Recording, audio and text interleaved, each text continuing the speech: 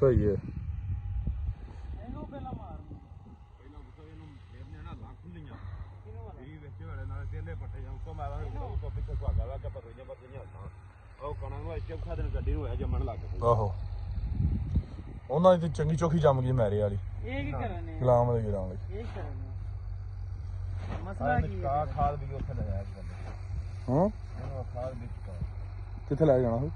Border ਤੇ ਉਹ ਛੋਏ ਵਾਲੇ ਜਿੱਥੇ ਜਾ ਗਿਆ ਭਾਣੇ ਵਾਲੀ ਹੁੰਦੀ ਅੱਜ ਕੱਟ ਕਰ ਲੈਂਦਾ ਮੈਂ ਚੁੱਕ ਕੇ ਲੈ ਜਾਵਾਂਗਾ ਕੋਈ ਨਹੀਂ ਉਂਝ ਥੱਕਿਆ ਪਿਆ ਵੇਂਦੇ ਨਹੀਂ ਆਉਂਦੇ ਸਾਰੇ ਡਿੱਗ ਗਏ।